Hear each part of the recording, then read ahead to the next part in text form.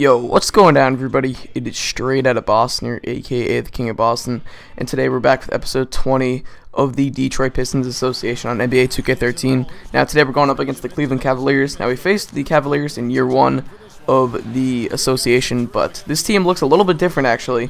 And I've been playing a few division opponents lately, so I figured I'd throw another one in there. I think I actually have a game against the Bulls coming up soon. Maybe not next episode, but the one after that, I do believe, because I accidentally recorded one episode ahead of when I usually do. I usually do 2 a week, and I try to record them on the weekends and then get them ready for the following week, but I accidentally recorded the third one, so you'll see that in a week from today or whatever. But anyway, as you can see there, yes, the new look Cavaliers do have Chris Paul on their team, which means Kyrie Irving is coming off the bench, and CP8, not really CP3 anymore. Dion Waiters does have the number 3, but I've heard Chris Paul goes to the Cavaliers in a lot of people's associations. And it happened in my MyCAREER too, which is very interesting. But anyway, this is the first game with the new look Pistons. Not the first game since the trades, but the first game I've played with them.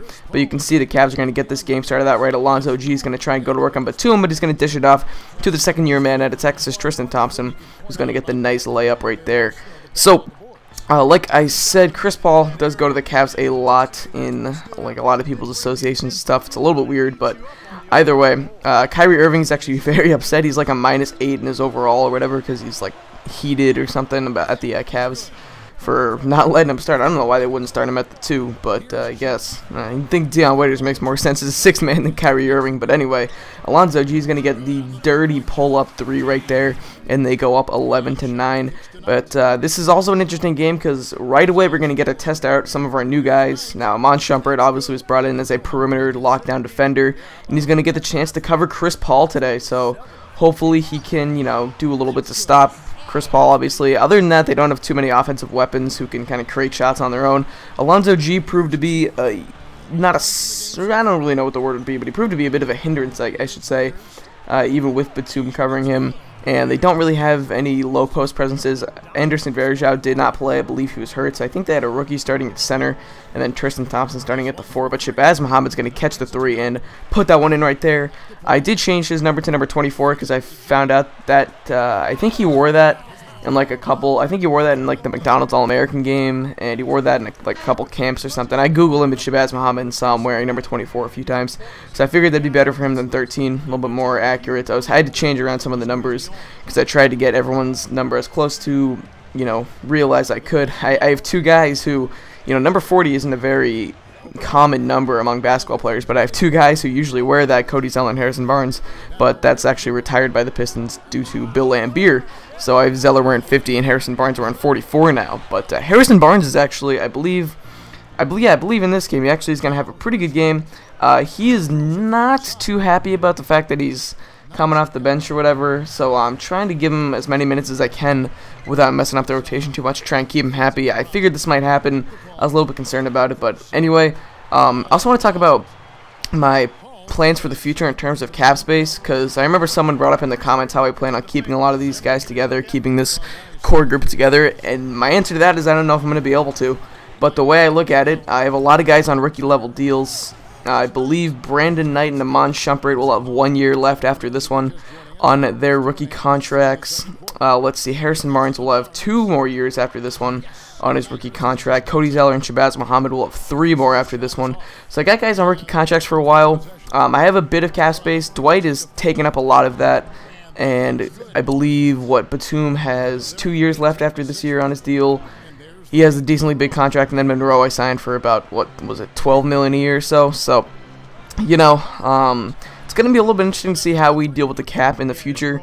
If we have to if I need to, and I wrote this in the comments, if I need to, I can develop Shabazz Muhammad's, which I've been doing, his perimeter defense, and let Iman Shumpert go. I can do a similar thing with, Harrison Barnes. If when Batum's contract expires, I don't want to re-sign him, and I'm confident enough in Harrison Barnes to start, then I could start him. Zeller's pretty much going to be locked in our bench, so I might not even need him. I could possibly trade him away or something in the future because, Monroe and Dwight aren't going anywhere too soon. So, I'm not saying, any of this is going to happen. This is just kind of, I'm not too worried about the cap. And if I trade away guys for draft picks, and then I can, acquire, another guy on a rookie contract for 4 years. Because rookie contracts are 4 years. Basically, there's 2 years of the 2-year team option, so it's very nice. having guys on rookie contracts. It's, you know, what the Thunder did to kind of acquire their guys, and then they obviously weren't able to give James Harden the max contract because they already gave Serge Ibaka a little bit less than the max, I believe, and didn't have enough cap space to afford another one. So, you know, they had to trade him, obviously. But anyway, you can see John Lure. I believe actually John Lure started at center, and I don't know what the hell happened, but he went off on me. And for some reason, I don't know if it's because I just kind of didn't try to, or somehow I didn't take advantage of the mismatch of John Lure covering Dwight Howard. I don't know why I didn't, but anyway, you're going to see it is 67-66 here. Chris Douglas-Roberts gets the steal, outlet to Brandon Knight, who's running the break. He's going to find Harrison Barnes, and Harrison Barnes does have that spot-up shooter signature skill, so he's going to get the easy bucket right there. 14 points for him, and now Chris Douglas-Roberts on Chris Paul. The thing I don't like about the defensive settings is that it's position by position. So I started out the game with my shooting guard, Iman Shumpert, covering Chris Paul, and then if I would put in Chris Douglas-Roberts at the shooting guard, he would also cover Chris Paul. And I wish you could just do it player by player. Like whenever Iman Shumpert's on the court, he's going to guard, you know, Chris Paul or Kyrie Irving or something. You see Kyrie's going to get a nice assist there to actually.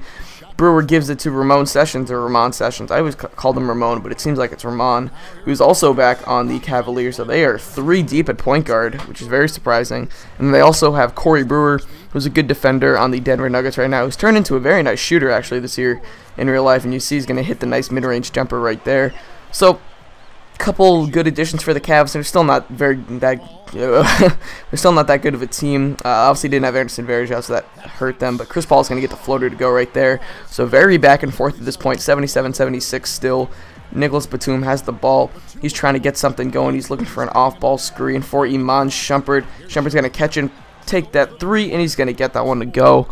So, you know, that's really what Iman Shumpert's going to be in our offense. He's not really a guy who can create, you know, a shot off a dribble or anything like that, and we have many more players who can do that. I'd rather have Shumpert really be a spot-up shooter, and I've ran that, you know, that Rodney Stuckey play, the quick chin drive where I get the screen, I go around, and Stuckey, it was a money play for Rodney Stuckey. It's not so much for Shumpert, but Shumpert's pretty athletic, so he can get around guys like that. But once again, Shumpert's going to hit that 3. He has like an 80-shot three-point, I believe. So I don't know about, you know, in the 2K rosters, because this is year 2, and this is also a Operation Sports roster. But once again, Iman Shumpert's going to take that one. He's going to miss it, but Shabazz Muhammad on the rebound finds Nicolas Batum, and I love Nicolas Batum's shooting. He's a great shooter. He's going to get that 3 to go. So now Shumpert's going to give it to Dwight Howard in the post. He's going to spin off of Tristan Thompson, who's not that good of a defender. He's only 6'8", so definitely not going to be able to cover Dwight Howard. And Nicolas Batum's going to find Shabazz Muhammad, and I'm trying to get Muhammad a little bit more involved in the offense. He's averaging about 10 points per game, so that means he's, you know, getting involved in the simulation at least, but I'm trying to get him a little bit more involved, trying to get better with him personally, because I think when the playoffs come around, and we did clinch a playoff berth at some point in the simulation between a couple of these games, but when the playoffs come around, I think what I'm going to be doing is a little bit similar to what I did for my career. In my career, I played every game, but I only recorded the first game and every elimination game.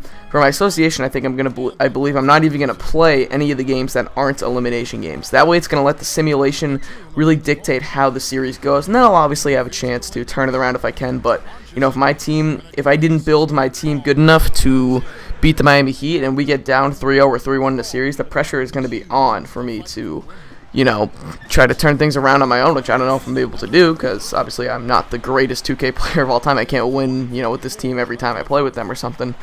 So anyway, I think I'm going to do something like that. It really lets the simulation dictates how the series is going to go, which I mean, that's how the whole association's gone. I play, you know, 10 to 12, maybe 15 or so at most games per season, and the rest is simulation, so the simulation really determines, you know, how well this team does. And obviously I have a small effect on it, but it's not that big. But you can see we end up winning this game 122 to 160. Oh, excuse me, I got the hiccups there for a sec. 122 to 116. So good debuts for guys like Shumpert and Batum and Barnes. And looks like we're going to be able to move on from the Rodney Stuckey era, you know, so to say, quite well with the additions of the guys that we did trade for, obviously. So anyway, 122 to 126. Alright, 116, excuse me, his commentary's got awful at the end, but very nice games from a few guys. Knight had 21 and 10, Shumpert had 9 points, he was 3 of 12 from the field though, so we need to improve on that. I'm still learning the shot. I think he has the same shot as Brandon Jennings actually. Steve Nash, release, and base 5, but anyway, that's going to wrap up this video, so I do thank you guys for watching, hope you did enjoy, and as always,